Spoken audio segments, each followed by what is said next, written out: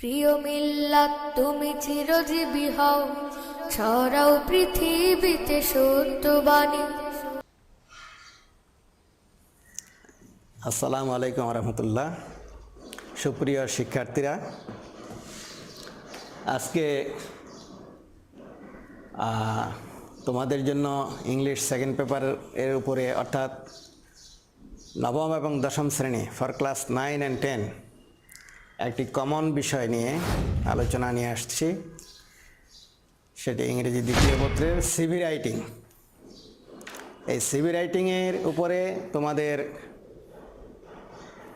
8 marks রয়েছে নবম এবং দশম শ্রেণীর ছাত্রদের জন্য। এটি একটি কমন প্রশ্ন, প্রতিটি পরীক্ষায় এসে থাকে। এটির অ্যান্সার দেওয়ার জন্য তোমাদেরকে একটি প্রক্রিয়া যদি অ্যাকসেপ্ট করতে পারো, গ্রহণ করতে পারো, তাহলে যে কোনো ধরনের CV, any kinds of CV you can write. আমি সেই পদ্ধতিটা এখন দেখাবো। শুধু একটি সিভি জেনে রাখবা, তাহলে তোমরা যে কোনো সিভি, যে কোনো ধরনের any kinds of CV you can write in the exam. এখন আসো আমরা দেখি কিভাবে এই সিভিটি লিখতে হয়। সিভি লেখার শুরুতেই প্রথমেই তোমাকে প্রশ্ন অনুযায়ী কাকে অ্যাড্রেস করতে হবে সেটি ফলো করতে হবে। মনে করো তোমাকে বলা হচ্ছে যে write a CV to the director of A established farm for a junior supervisor. অর্থাৎ জুনিয়র সুপারভাইজার পদে চাকরির জন্য একটি সিভি লিখতে হবে। এক্ষেত্রে তুমি কি করবা? এক্ষেত্রে তোমাকে যথাযথভাবে অ্যাড্রেস করতে হবে। সে অ্যাড্রেসিংটা হবে একটি প্রতিষ্ঠানের ডিরেক্টরের কাছে।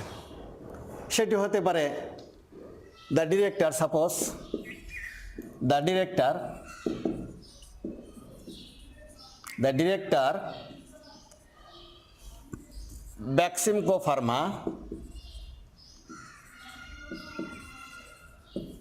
Baximco Pharma BD limited.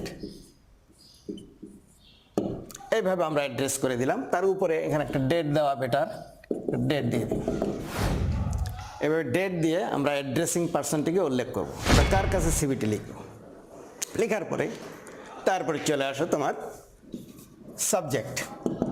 বিষয়টা কি? বিষয়টা ছিল জুনিয়র সুপারভাইজার পদে চাকরির জন্য আবেদন, এই জাতীয়। সেক্ষেত্রে তোমাকে লিখতে হবে prayer for the post of A junior supervisor.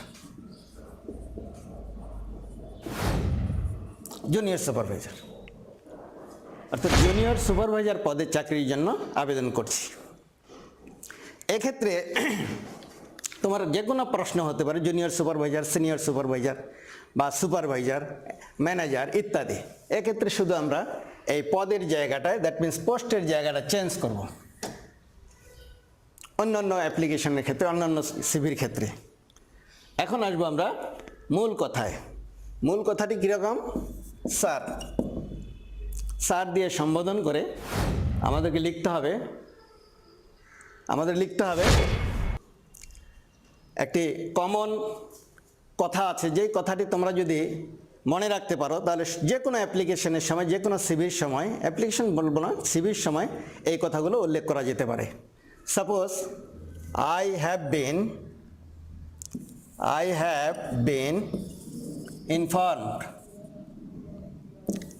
informed from the advertisement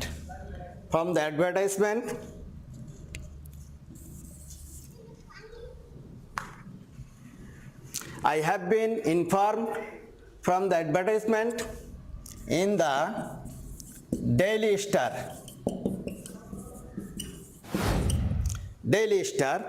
dated। একটি তারিখ দিয়ে দেব যে কত তারিখের পত্রিকায় তুমি এই অ্যাডভার্টাইজমেন্টটি পেয়েছো। তো এখানে বলা হচ্ছে I have been informed from the advertisement in the daily star dated আমরা বিগত একটি তারিখ দিব। তুমি যদি আজকে লেখো সিবিটি এর চেয়ে 1 সপ্তাহ আগের বা 2-3 দিন আগের একটা ডেট দিয়ে দিবে। যেমন আমরা 5/5/20 এই ধরনের একটা ডেট দিয়ে দিলাম যে 5/5/2020 তারিখের পত্রিকার মধ্যে আমি জানতে পারলাম দ্যাট যে a junior supervisor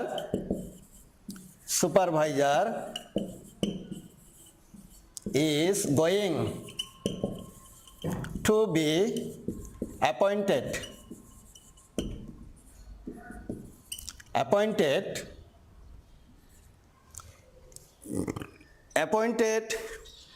that a junior supervisor is going to be appointed at your kind disposal এর অর্থ হলো যে আমি অমুক তারিখের এই পত্রিকাটির মাধ্যমে জানতে পারলাম যে একজন জুনিয়র সুপারভাইজার নিয়োগ করা হচ্ছে আপনার অধীনে। তারপরে লিখবা I beg to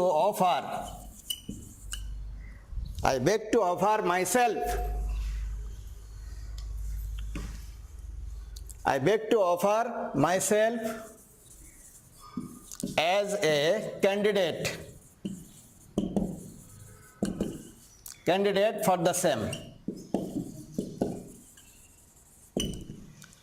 I beg to offer myself as a candidate for the same.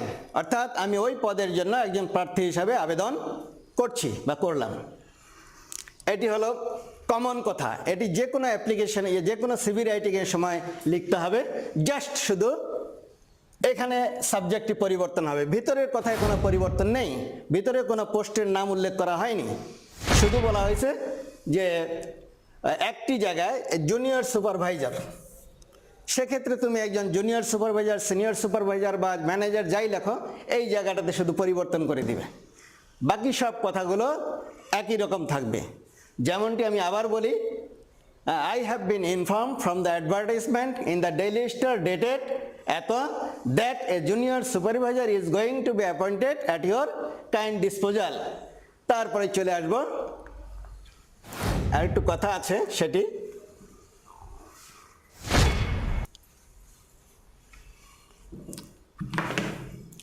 So as a candidate for the same, এরপর আমি লিখব যে my necessary particulars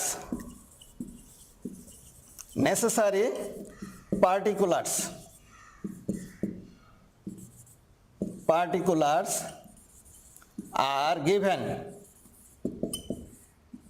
My necessary particulars are given below for your kind consideration.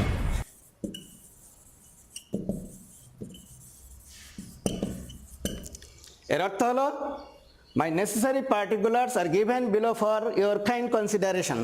আমার প্রয়োজনীয় জীবন বৃত্তান্ত আপনার সদয় বিবেচনার জন্য প্রদান করা হলো। তারপরে চলে আসবে তোমার প্রয়োজনীয় জীবন বৃত্তান্ত। এখানে সিভি কথাটি লিখে দিয়ে এখানে নাম্বার করতে হবে। প্রথমে নেম, নাম্বার 2 ফাদার্স নেম,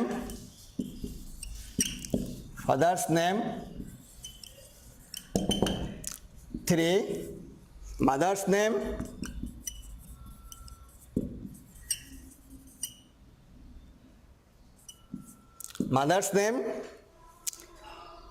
এভাবে father's name, mother's name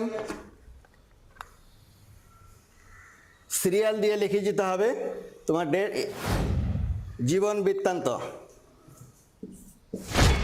father's name, mother's name, তারপরে আসবে হলো permanent address,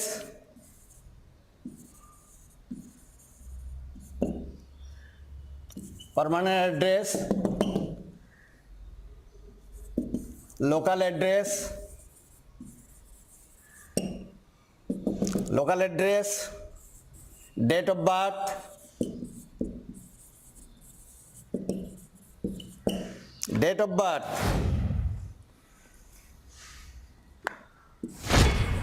nationality,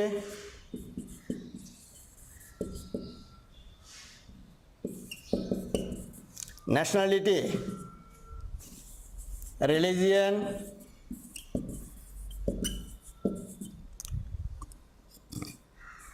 marital status,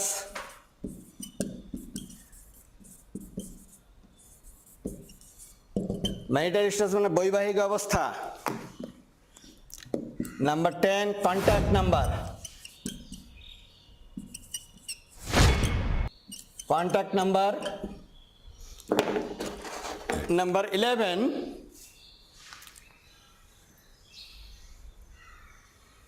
number 11 থাকবে এডুকেশনাল কোয়ালিফিকেশন।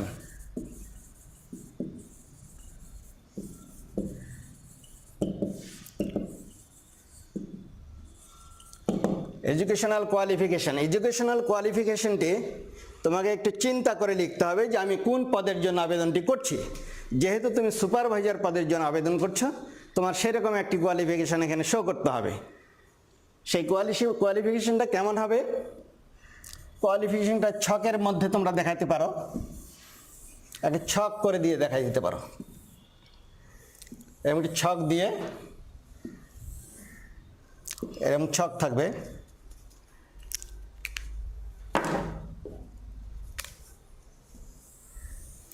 ছক করে দিয়ে দেখাই দিবে এইভাবে।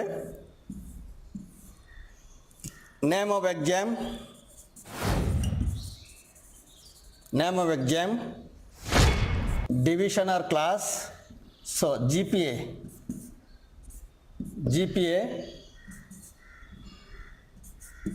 years, board or university,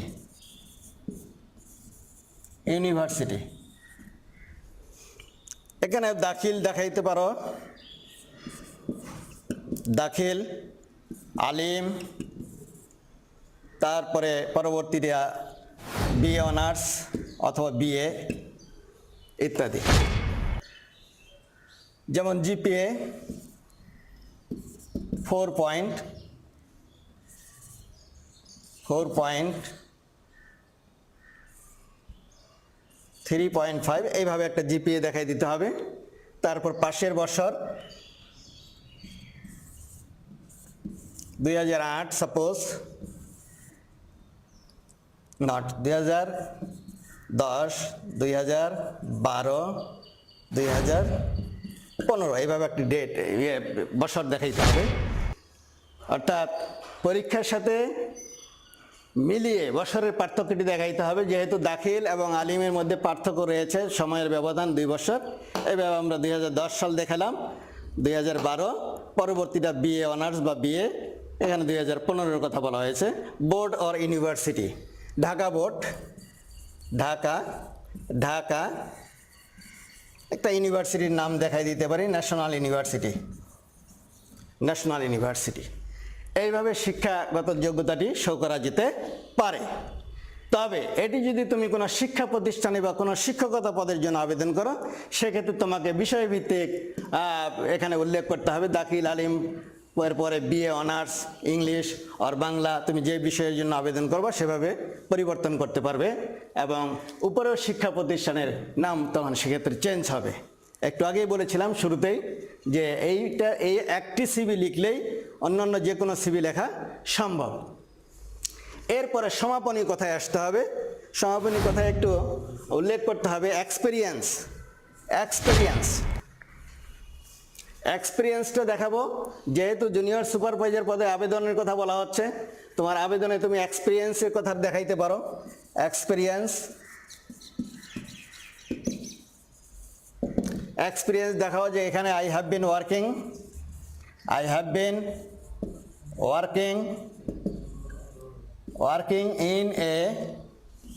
in a private firm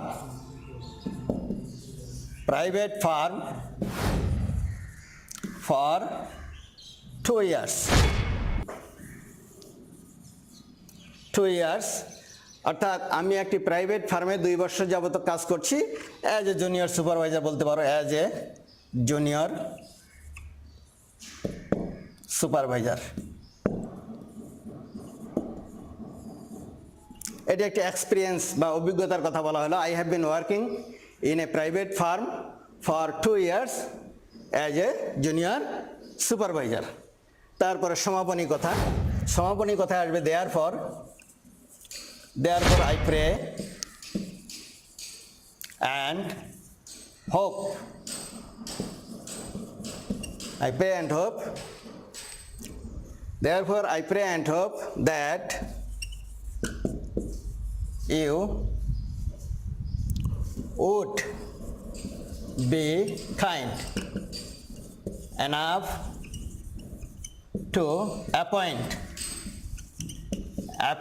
me to the post and oblige thereby. এর অর্থ হলো therefore I pray and hope, অতএব আমি প্রার্থনা করছি এবং আশা করছি যে আপনি হৃদয়বান হবেন আমার প্রতি এবং আমাকে এই পদে নিয়োগদান করে বাধিত করবেন। সর্বশেষে yours faithfully, আপনার বিশ্বস্ত, yours faithfully, আপনার বিশ্বস্ত। এখানে প্রার্থীর নাম, নেম, যে সিভিটি লিখবে তার নাম এখানে উল্লেখ করতে হবে। এইভাবে আমরা একটা সিভি কমপ্লিট করতে পারি। তবে যে সিভিটি আমি দেখালাম এটা দিয়ে তোমরা অন্য যে কোনো সিভি লিখতে পারো। মনে করো পরীক্ষায় এসছে যে কোনো এক মাদ্রাসায় সহকারী শিক্ষক পদের জন্য চাকরির জন্য একটি সিভি লিখো, সেক্ষেত্রে উপরের এই যে অ্যাড্রেসিংটা এখানে পরিবর্তন হয়ে যাবে, দ্য ডিরেক্টর না হয়ে এখানে হবে দ্য প্রিন্সিপাল। মাদ্রাসার নাম থাকবে, বিষয়ের জায়গায় থাকবে তোমার সেই পদের নামটি, সাবজেক্ট হলো কী থাকবে, prayer for the post of N assistant teacher, এই কথাটি লেখা থাকবে। তারপরে আমি যে নিচে যে ব্যাকগ্রাউন্ডটা দিয়েছিলাম এই হুবহু তাই লিখবা, শুধু মিডিলে গিয়ে যেখানে সুপারভাইজারের কথাটি বলা ছিল সেখানে শুধু অ্যাসিস্ট্যান্ট টিচারের কথাটি লিখতে হবে। এবং আরেকটি জায়গায় একটু সতর্ক থাকতে হবে যে শিক্ষাগত যোগ্যতাটা যেটা আমরা দেখাইছি সেখানে গিয়ে তোমার বিষয়ভিত্তিক শিক্ষাগত যোগ্যতাটা দেখাতে হবে। বিষয়ভিত্তিক শিক্ষাগত যোগ্যতাটি BA অনার্স ইন ইংলিশ, এই কথাটি বলে দিলেই তুমি ইংরেজি শিক্ষকের জন্য আবেদন করতে পারবা। ওকে, আজকের জন্য এই পর্যন্তই শেষ করলাম। তোমরা পরবর্তী ক্লাসে অবশ্যই শরিক হবে, শেয়ার থাকবে ইনশাল্লাহ। ওকে, আসসালামু আলাইকুম।